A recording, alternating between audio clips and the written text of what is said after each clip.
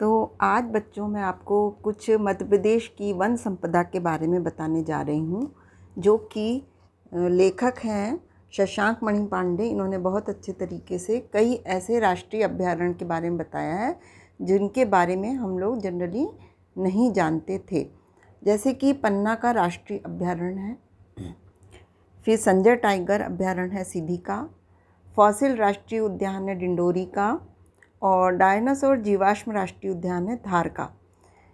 मध्य प्रदेश का जो वन क्षेत्र है देश के सबसे बड़े वन क्षेत्रों में से एक है। वर्तमान में मध्य प्रदेश को टाइगर स्टेट का दर्जा भी प्राप्त है, जो प्रदेश के लिए बड़े ही गर्व की बात है।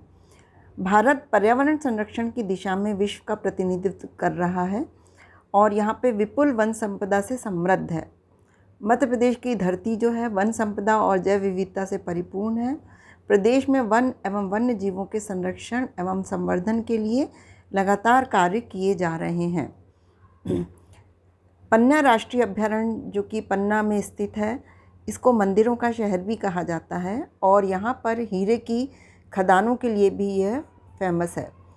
यहाँ पर जो हीरा युक्त शैल मिलते हैं वो पूर्वी में पहाड़ी खेरा से पश्चिम में मझगवां तक पाए जाते हैं। यहाँ के शैल जो हैं कई प्रकार के होते हैं जो कि हीरा युक्त होते हैं, उसमें से एक है किम्बरलाइट शैल।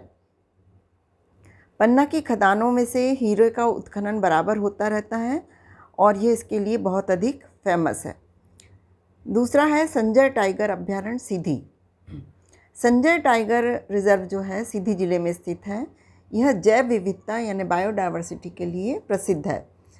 जैव विविधता के अंतर्गत इसमें जीव प्रजातियां, पारिस्थितिक तंत्र यानी इकोसिस्टम और बहुत सारी इकोसिस्टम से युक्त प्रक्रियाएं भी प्रोसेस भी आते हैं। यहाँ का जो जीव जगत है उसमें प्राणी यानी कि जंतु जगत और वनस्पति यानी कि पेड़ पौधों से संबंधित दो भागों में इसको बांटा गया है। प्राणी जगत में वन्य प्राणी एवं पालतू प्राणियों में बांटा जा सकता है। वन्य प्राणी से तात्पर्य उन समस्त प्राणियों से है जो कि प्राकृतिक पर्यावरण में मानव के नियंत्रण से बाहर होकर स्वतंत्र रूप से अपना जीवन व्यतीत कर रहे हैं। इसी प्रकार जैव विविधता यानी बायोडायवर्सिटी का अर्थ है कि वन्य जीव की तुलना में वन्य जीव का वन्य प्राणी की तुलना में अधिक व्यापक है। इसलिए वनों के प्रबंधन में वन्य प्राणी एवं जैव विविधता संरक्षण दोनों ही करना मुख्य उद्देश्य है। पर्यावरण के स्थायित्व को बनाए रखने के लिए वन्य प्राणी संरक्षण की भूमिका महत्वपूर्ण है।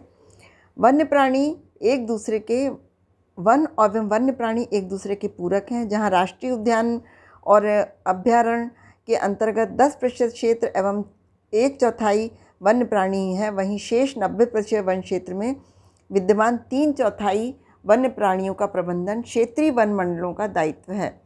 ये वन क्षेत्र दूर दूर तक बिखरे हुए हैं। इनको आपस में जोड़कर किस तरीके से इनका संरक्षण किया जाए, इसमें फॉरेस्ट जो संभालते हैं विभाग, उनकी महत्वपूर्ण भूमिका इसमें होती है। इसके बाद है फॉसिल राष्ट्रीय उद्यान डिंडोरी का। फॉसिल राष्ट्रीय उद्यान गांव घुघवा में डिंडोरी से 70 किलोमीटर दूर स्थित है। यह 75 एकड़ भूमि में बसा हुआ है। यहाँ पर पत्तियों एवं पेड़ों के आकर्षक और दुर्लभ फॉसिल्स की खोज होती रहती है। इस जीवाश्म उद्यान में जीवाश्म के रूप में पौधे हैं जो कि लगभग 40 मिलियन से 150 मिलियन वर्ष पहले भारत में पाए जाते थे। इनके अंतर्गत बहुत सारे जिम्नोस्पर्म हैं, एंजियोस्पर्म हैं और कुछ ब्रायोफाइट्स भी हैं।